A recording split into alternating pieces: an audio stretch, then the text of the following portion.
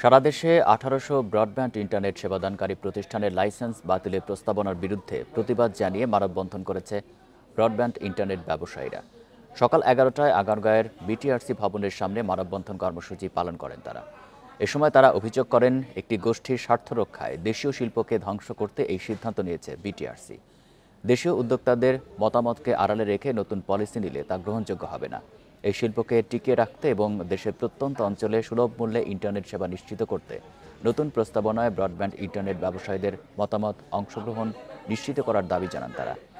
মানববন্ধন শেষে বিটিআরসির পরিচালক এম.এ. তালেব হোসেনের কাছে স্মারকলিপি দেন ব্যবসায়ীরা। আমরা তখন বিটিআরসিতে আজ কোন অজানা গোষ্ঠীর স্বার্থ রক্ষায় এত কর্মসংস্থান ও ত্যাগ তিতিক্ষার এই শতভাগ দেশীয় ইন্ডাস্ট্রির ধ্বংসের নীল নকশা করা হচ্ছে।